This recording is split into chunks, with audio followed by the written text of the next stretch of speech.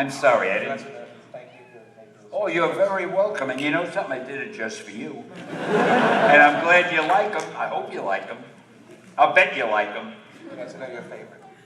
My favorite superhero, actually, my favorite one was whichever one I was writing at the moment.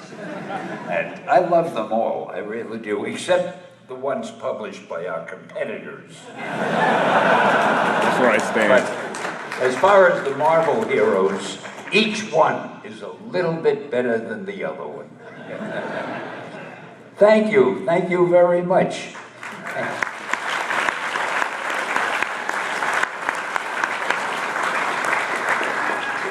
Yeah, better be the girl with the red hair. Yeah, I can't. Was it Ivy, maybe? Yeah, there you go. This is for you. This is for you, Stan. Son of a gun. I had some.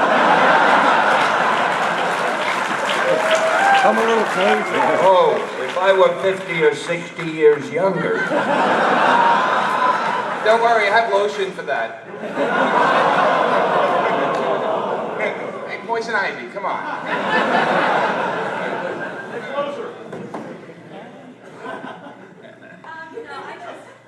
I would really like to say thank you. I know that there are going to be a lot of people who come up here, and it's kind of a general thank you for what you've done for, the community and for comic books in general. But I have a very personal thank you for you because my husband currently is deployed in Afghanistan.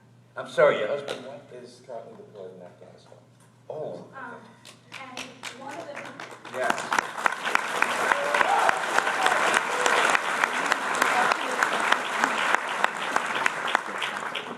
And one of the big things that really got us together in the first place was comics. And I know that a lot of people in this day and age really have a hard time staying together and staying married, and I know a lot of people who are military, especially being apart, have a hard time reconnecting. And I just want to say thank you so much because your comics and what you have created help us stay connected. I send him comics every single time anything new comes out. But if it weren't for comics, he and I really would never have started talking in the first place. So what you have done has affected my life personally because he's wonderful and he's so jealous right now that he's I'm here speaking with you. So on behalf of my husband and myself, thank you so much. Well, that is so nice. Thank you.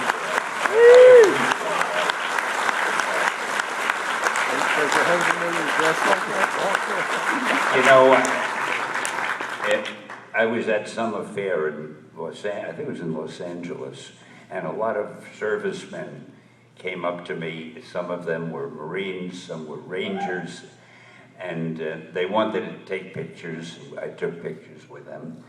And they all said essentially the same thing. I mean, they didn't all marry pretty girls, but they were all saying how comic books have affected them and have helped them. And even when they were overseas, they would read them and help to relax them and so forth. To be serious for a moment, it's really amazing. When I started in the business, comic books got absolutely no respect from anybody. I mean, I'm going back to the early 40s.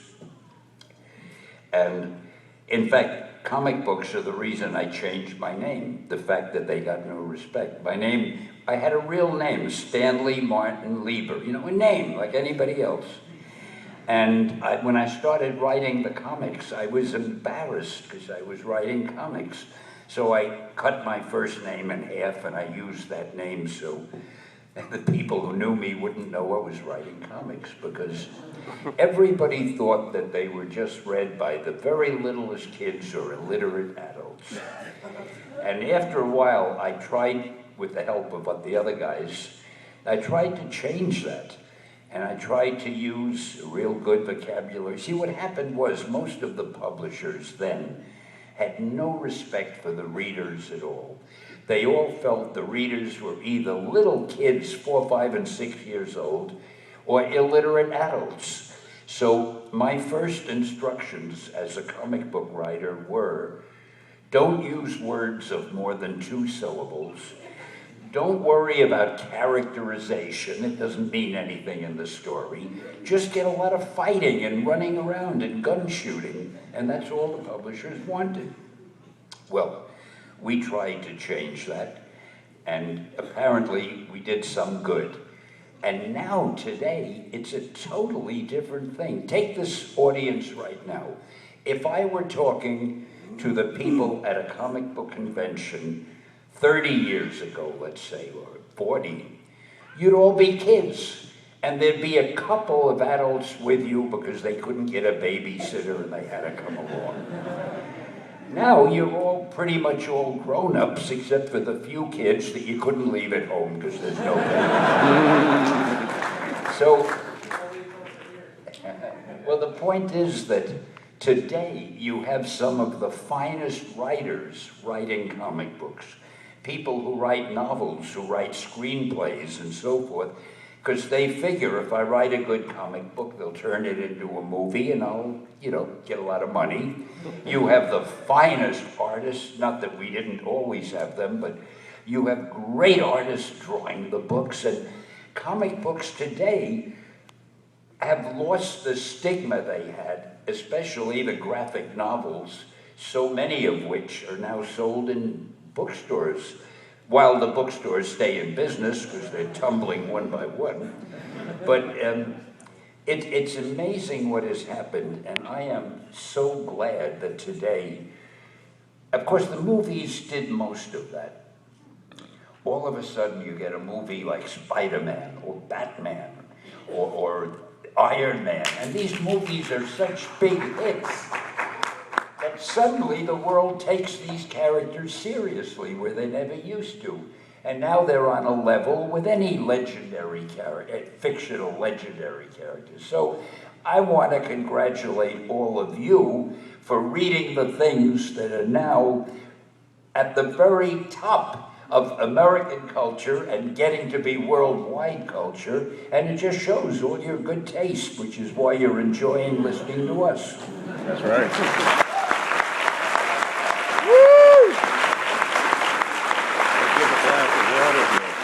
I don't think I ever spoke seriously that long before. Right here, girl in front. Yeah. Actually, I want to do a thank you for my mom for driving her nuts for 20 years. When I was a little kid, like so many people in this room, she couldn't get me to read. My uncle came to stay with us and said, hey, I have this comic book. It's called Spider-Man. I pulled out the one with Wolverine on it. He went, okay, you can read that one. So we're reading comic books. After that, the animated series came out. The Marvel Action Hour. Crayons and X-Men signatures all over the walls. Drawings, art supplies, everything, costumes. Drove her insane. So she wanted to thank you for driving her nuts for 20 years because I'm going to school to be an animator. And she still goes up the wall when I come to visit and I go, hey, I want to watch Iron Man. And she's like, oh my God, I just watched it last week. Thank you so much.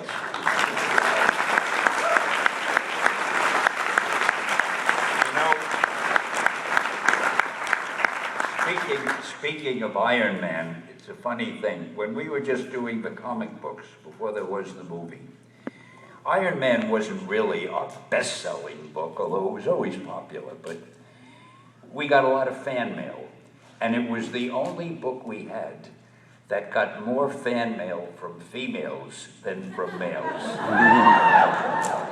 For some reason, taught me a lot about females. Females like men who are rich, who are powerful, and who have something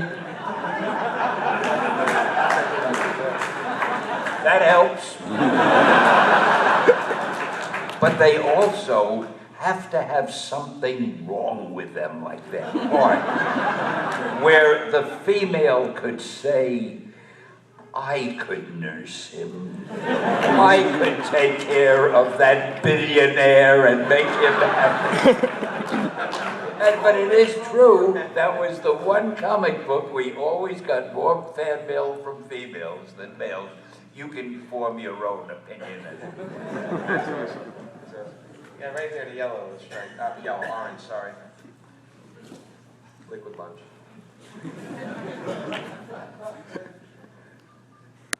Stand first. On behalf of everybody, I want to say thank you. You're welcome. Now that takes care of that. Sit there. I've been geeking about this convention for about 2 weeks now.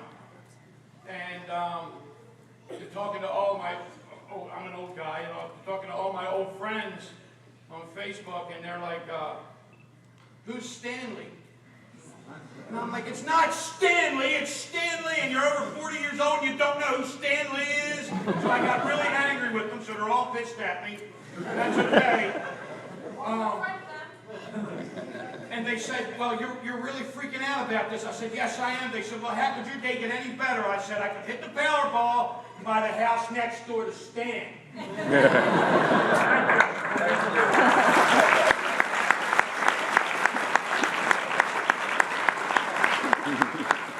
It's one of the reasons Stan bought all the lots around his house. Let's go to someone in the back, in the red, all the way back there, in the red shirt. Yeah, what, oh, you're pointing, oh, the girl in the, okay. He gave it up to someone else. It's very nice of you. All right. Stan likes the ladies. That's all I got to say. Oh yeah, I'm an exception. I want to know your opinion about Spider-Man Turn Off the Dark. You want my opinion about it? Well, believe it or not, I have not seen it yet. I saw a rehearsal before it opened, and what I saw was wonderful. I didn't like the music, but I didn't hear much music. But the guys swinging around, and when I saw the rehearsal, not too many of them fell down and got killed. I haven't been to New York since it opened. I'm going in a little while. I guess I'll go see it. But I'll tell you one thing about it. I can't believe they're doing this. You know how I get cameos in some movies?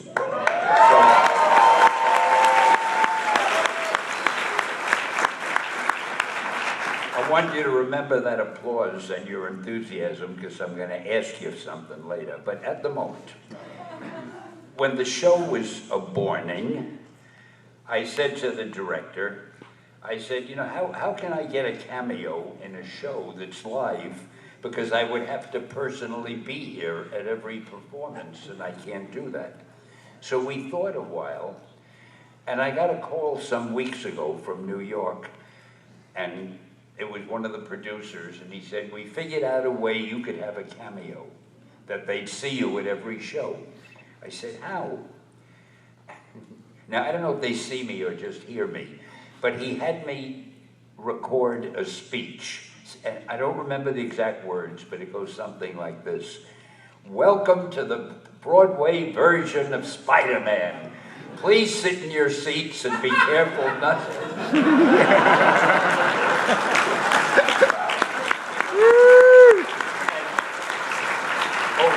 It starts out, hello, this is Stan Lee, welcome to the blah, blah, blah. So they said they're going to play that at the start of every performance. So that's like having a cameo at every performance. So if any of you have been there lately, I'd like to know if they played it or not. They said they were going to, but I haven't heard it. Did you see it? I haven't yet. I live in New York, and I have a lot of friends who are in it, and lots of injuries. And Well, you have to ask them if my little speech is I'm here. going actually this month sometime. Well, I tell you what, this whole group, our entire audience, now would like you to go to New York, see that show, call them together, and let them know. That's your responsibility. Thank you, dear. I think they have the recording in the bathroom, so you got to wash your hands by you. Do you do that one too? No, okay. Let's go. Right here in the black shirt. Right here. Yep, you. Yep. With the hair on your face. There you go. All right. I'm here. Awesome. Well, yeah, again, thank you for being here. We really appreciate it. It's awesome. I've waited so many years to just stand right in front of you and say something, and I don't exactly know what I want to say. So I'm just going to say what's in my mind. I love you. Thank you so much. Well, that's pretty damn nice. Thank you. As far as you see, you didn't know what to say, but you said something beautiful. That's right. I am always in that condition. I came over here, I said, what the hell am I going to talk about? And you haven't been able to shut me up yet. Life is very funny. The guy with the sword. Sorry, I'll get next. Take the sword away from him. I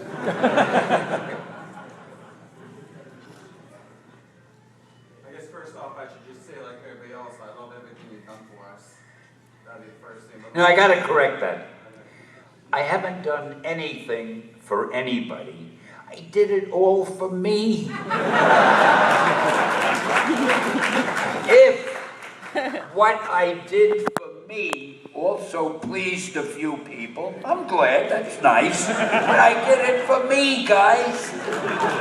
I'm only half kidding. Well, my actual question was, I read American as well as Japanese comics, and I've noticed recently you've been working on Ultimo, and I was wondering what that experience was like working with the Japanese on that series. Well, I feel, why should I keep all the joy and wonderment of what I have to offer just for America?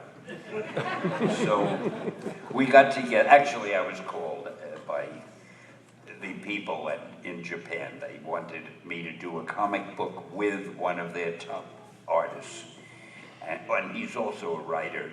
So I came up with Ultimo, and we did it. It's doing very well in Japan. I think there's an English version, but I haven't been following it.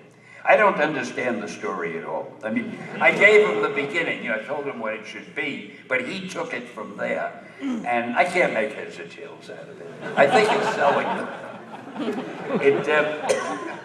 The Japanese tell stories totally differently than we do, but they like, it's doing well in Japan, and they're going to try to do an animated cartoon here, and I hope it comes with a book of instructions for everybody in the audience. But it was fun working with them, and working with Japanese people is great because they are incredibly intelligent, hardworking, and very polite. And you have to learn to bow when you talk to them after every sentence, or you feel it isn't right. But now, I forgot, what was the question? Did I get you mad? What happened? Oh, you're finished. Okay, thank you.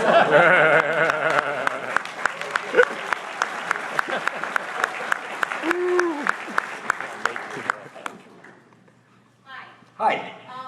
I just wanted to tell you again, thank you. I'm here with my 22-year-old son, and it's really helped a lot. There was one thing that we could do each week, and every Wednesday we went to the comic book store. And it's been wonderful to have that kind of camaraderie for one thing, other than, we can't talk about anything else, but you can talk about comic books to a kid. And now my niece, who's just 3, loves Spider-Man, so we're passing it down to many generations. So thank you so much. Wow, that's You will so live nice forever, to I hear. promise Thank you. you.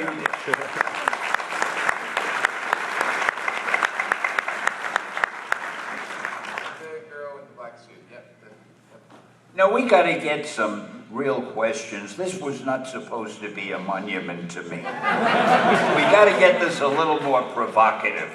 Somebody has to say something like, Jack Kirby was really the guy who dreamed everything. We need some stuff like that. That'll be right after this one. Right after this one. I'm not going to say thank you because I think enough people have already said thank you. So, thumbs up. I just wanted to say that Poison Ivy is my best friend real quick. All right, there you And go. that our relationship has bonded even closer because of comics, I would say. And we get to dress up as our favorite characters, and we get to be anybody who we want to be. And you have really inspired, your stories always inspired me, and I became an actor because of it. And my ultimate goal in my acting career is to be in a Marvel film. That's sensational. Well, thank you, dear. That's good.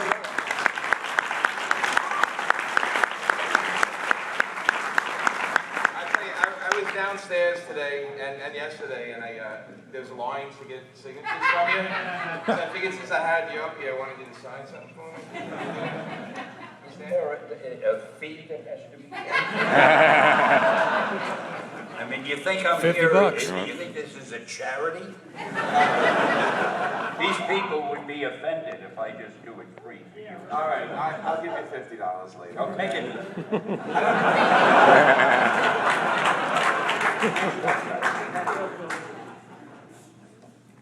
We'll wait. I know it's crazy, but how many times I see him, I've never asked you. Excuse me, I need absolute silence. I gotta remember how to spell these words.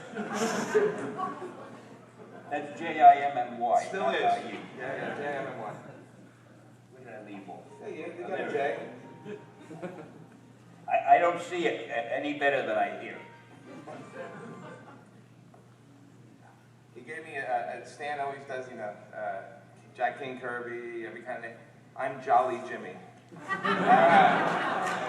are. Oh, wait, I gotta tell you something. That Jimmy Palmieri.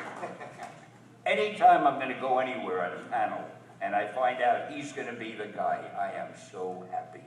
He is not only one of the most talented people in the business, but I'm sure you can tell he's one of the nicest. Why he puts up with me, I don't know. But this is one great guy. Oh, come on.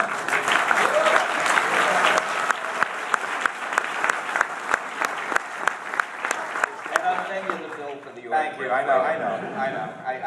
Did you break 100? Yes. Yeah. All right, so we got questions. I know we all love Stan. What? You got one? All right. Okay.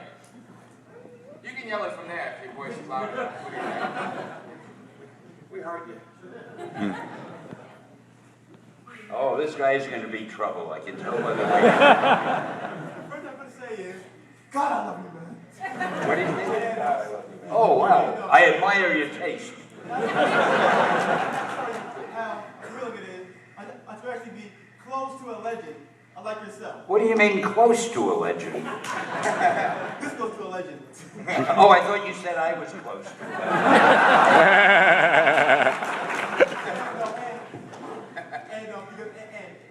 And you're right about some of those who actually try to make a comic book into a movie, and I'm one of those guys who actually plan that. And I got two questions. One, what's your favorite comic book movie based off your creation? And two, how do you stay so healthy? I got the first one. How do you stay so healthy? How do I stay healthy? Right now, I think I have pneumonia. I was fine yesterday, and I don't know what happened. I woke up, my nose is running, my head is spinning, I'm tired. What do you think? I got to get out of this town. But to try to answer you seriously, which is not easy to do because I'm not a serious guy, but I think the most important thing is you have to love the work you do. Yeah. Because if you do, you don't get tired when you're working because it's like you're playing. Yeah. I'm very lucky because I work with guys that I respect and I like, and they're all friends. The writers, the directors, the actors, the artists. So when we're together working, it's like you're with your best friends and you're having fun, you know? Other guys want to retire and do things that they haven't had a chance to do when they were working. They want to take trips and play golf and all that. I did that years ago. But there's nothing I would rather do than work with guys like this and all the people I work with. So I think if anything keeps you healthy, it's the fact that you enjoy what you do. You don't have time to get sick, really. Now, your first question was different. Yeah. Well, which I forgot. I have no memory. I don't hear, I don't see, and I got no memory. You got that $50 I gave you, right? Yeah, I guess I have it somewhere. Oh. I think maybe the first Spider-Man because that's the one that really started it all. Although it's hard to answer because, wait a minute, I think Blade came first, then came Blade was wonderful. Then, by the way, the guy who wrote Blade, who's now a director also, and I forgot his name, a nice young guy, and it was the first movie he had done, and his whole arms are tattooed. One big tattoo on both arms. David Goyer, that's his name. And he's a great guy, but he was the first guy I ever saw who was that tattooed, which has nothing to do with what we're talking about. But Spider-Man was great, but now that I think of it, I think the first X-Men movie, didn't that come before Spider-Man? That one made people realize you could take these things seriously. And that brought X-Men back after the failure of Batman and Robin. Right, right. And then I must admit, Batman was the last Batman was a great movie. With the Joker, you remember? And you gotta always know when the competition is good, because that gives you something to shoot for. That's right. Do something better. Wait till you see the Avengers. Oh,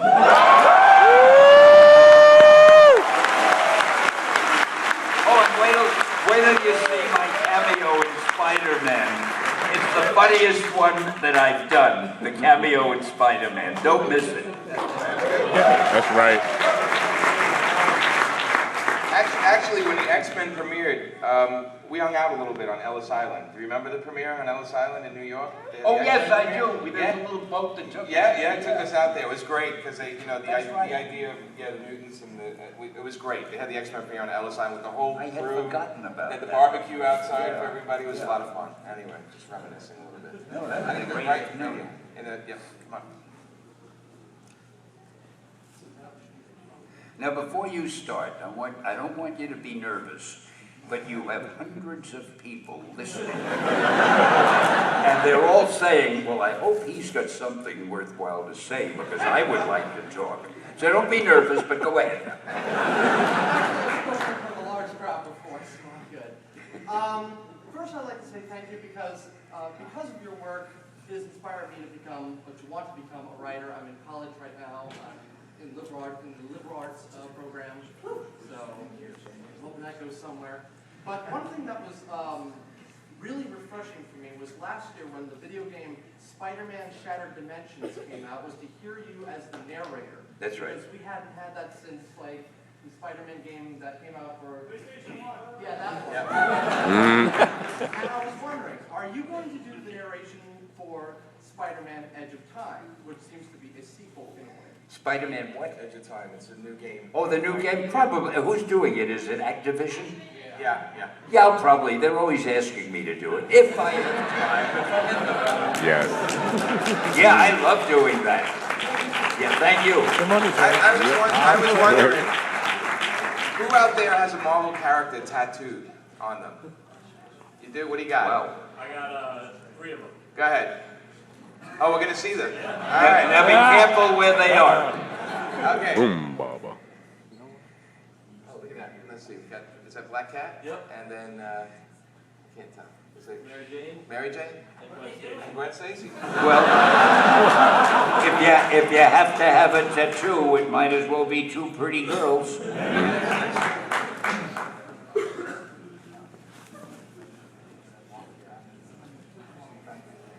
Who else has a tattoo that want to show off a Marvel character? Anybody? It's a threat. Yeah, come on. Yeah. You have a tattoo you're going to show off? You can thank me later, Stan. That Stan's waking up. This could be interesting. Thank you, Tom. Can you Where's the tattoo? Close Oh, up. I see.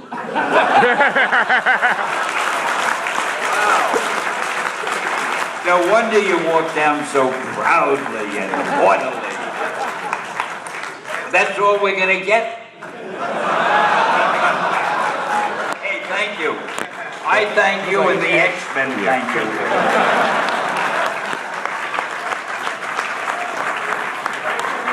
All right, we're going to go right there down the aisle with your What does that say on your shirt? Tell everybody. Comic Con Virgin. All right. Is this your first con? Oh, it's your first convention? That's funny.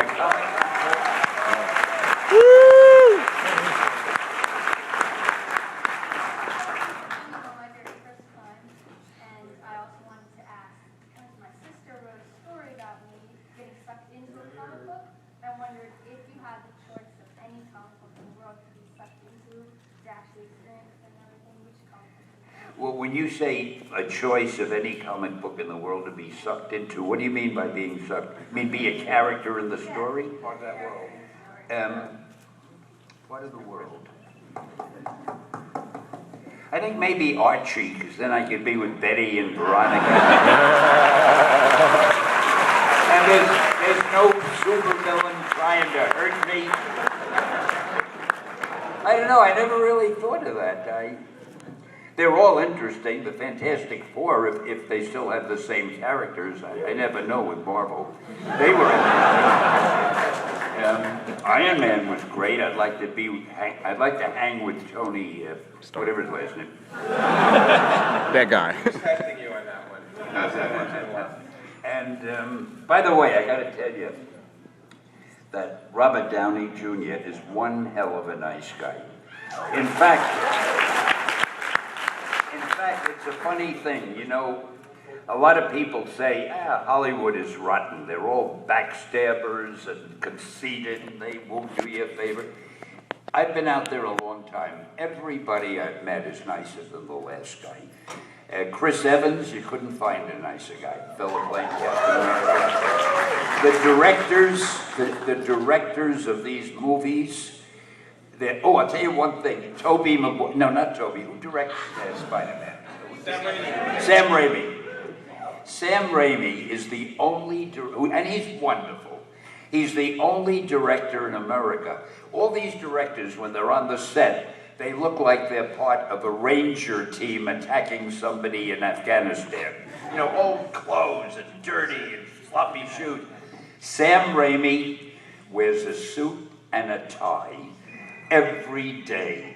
And nobody has ever seen that before. No director does. And that is something that is so terribly unimportant, I'm wondering why I'm telling you. I'm sorry, I interrupted whatever that nonsense where you're no longer a Comic Con virgin. You're an old timer now. That's right. Thank you. Good talking. Oh, I got something I got to tell you now. Because we may have to go in a few minutes, and you remember I said I was going to ask you something.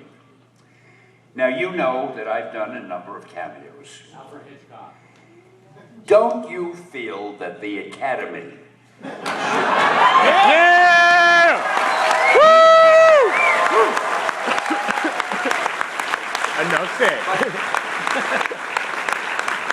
But your applause are not enough.